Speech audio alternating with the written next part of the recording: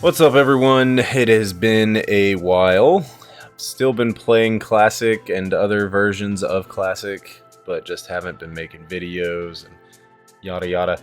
But today I'm going to give you a much needed gear list for Warriors, both pre-Raid BiS and Raid BiS for Phase 1. This is obviously out there on the internet somewhere. It's not too hard to find, but you know, why don't I get some money off of people watching my videos? How about that? That sounds fun, right?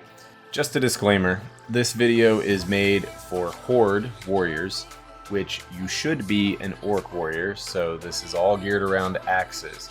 If you are playing a troll and you happen to be a main tank, because that's the only reason you should ever be a troll, then you might have your edge masters and you might have some different weapons, but everyone looking at this, just know that Orc is the best race for a PvE warrior and a PvP warrior on Horde side.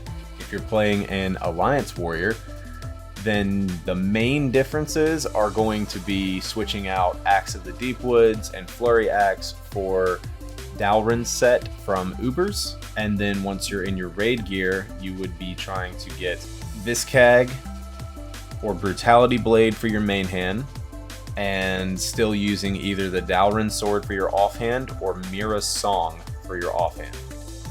Okay, so this list here is the pre-Raid BiS for Phase 1. Now, we don't have Dire Maul this time around like we did in Season of Discovery and Season of Mastery.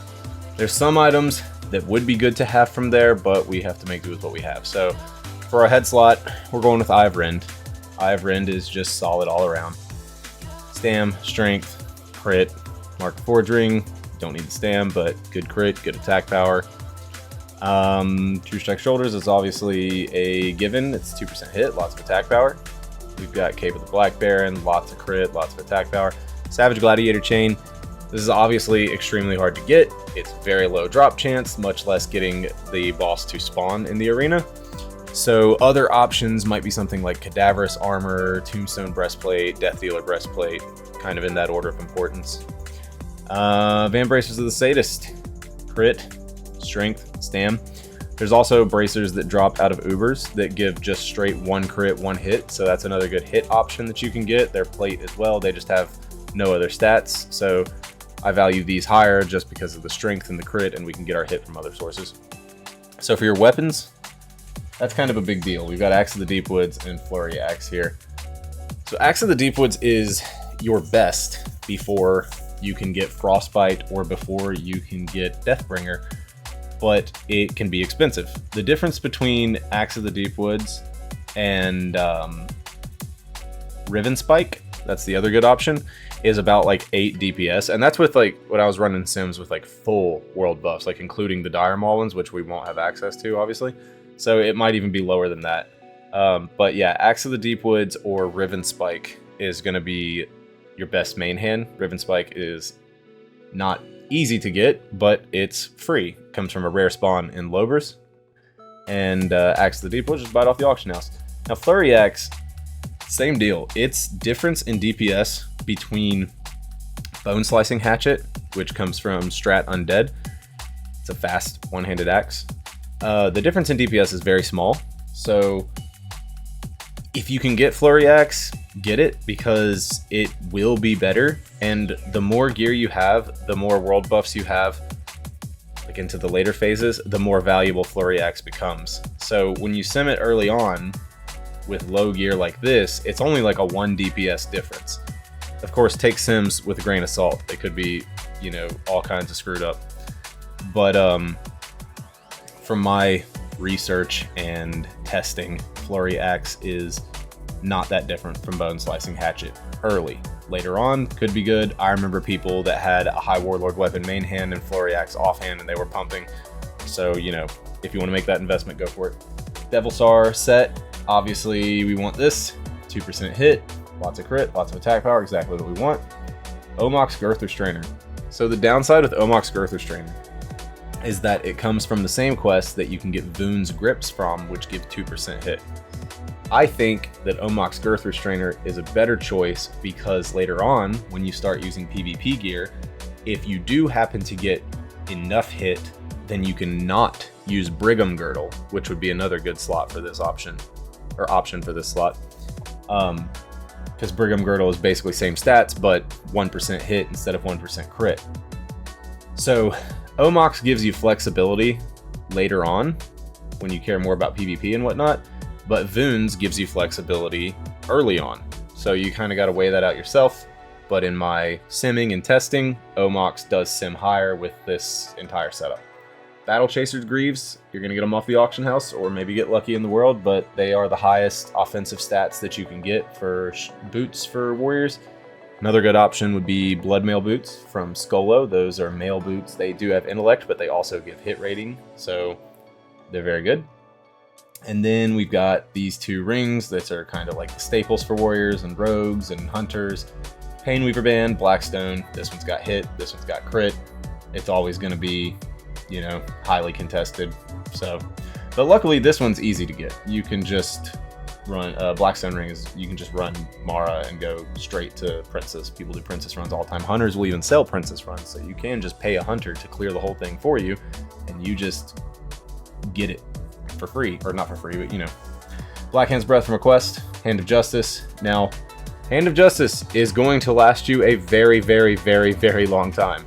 If you don't get DFT, even if you get Earth Strike, like your Diamond Flask, it's all situational to a degree, because Diamond Flask has a long cooldown, DFT is highly contested, Earth Strike is a long grind, so Hand of Justice is definitely BiS for PvP whenever all of your other utility trinkets are on cooldown, but it's obviously really good for PvE as well. And then you got Black Crow. So this is just a 1% hit, 3 agility, good crossbow all around. Very similar, identical almost to Satyr's Bow, which comes from Dire Maul, but we won't have Dire Maul at the beginning. And Satyr's Bow is a faster attack speed. Black Crow would actually be better for you in PvP if, you know, you're rooted and you just got to get that one last hit on a mage or something. The Black Crow is going to hit harder than Satyr's Bow will, but either way, PvE, that's what you're aiming for here, the 1% hit. This is your only option early on. So you can see it gives us 6% hit, good amount of crit, decent attack power, really good set early on. The overall theme of this is to get as much strength, as much crit, while remaining hit capped, but you've probably all seen this list before, but this is just a refresher for you.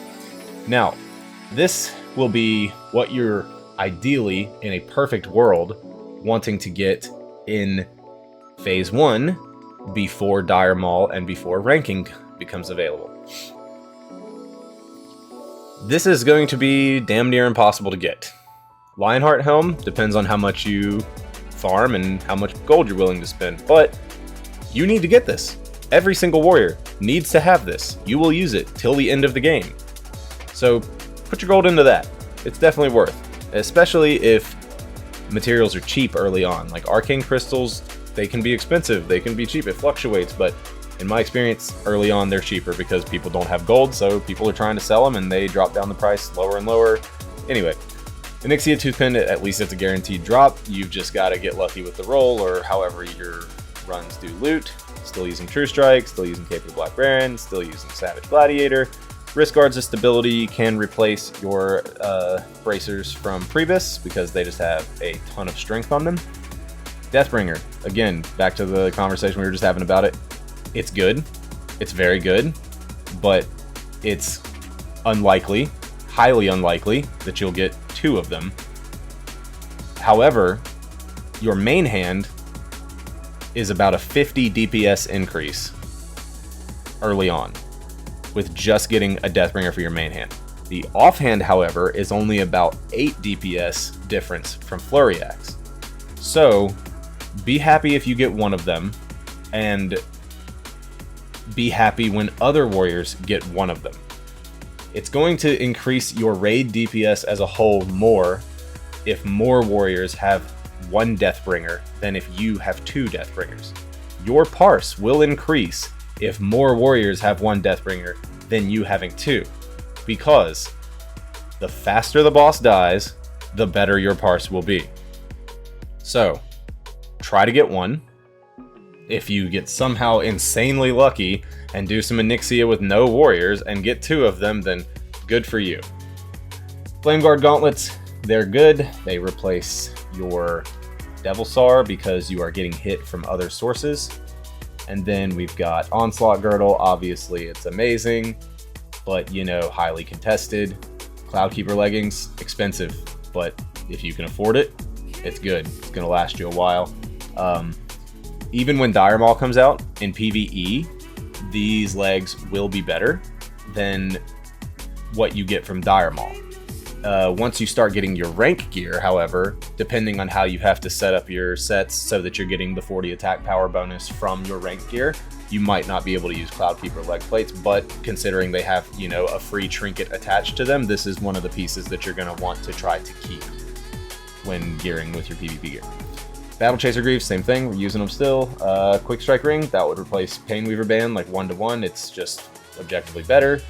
Blackstone, still really solid piece. Black Hand's Breath, Hand of Justice, same deal. And then Striker's Mark, just a overall better option than having Black Crow. So yeah, again, big increase to attack power. Have a little bit more hit. That will also increase our crit cap, but you probably won't be getting to crit cap early phases just because the gear doesn't put you there. The world buffs don't quite get you there. You'll be close though. But the extra hit is okay. You only need 6% as long as you have the weapon skill that matches the weapons you're using. But yeah, so I hope to make more videos like this for you all. We're going home. We're back. Classic Fresh is here. Everyone I know is ecstatic about it. I'm pumped to make more videos and stream. So stop by my stream and say hey if you want. And if not, you know, that's cool too. Have a good one, y'all.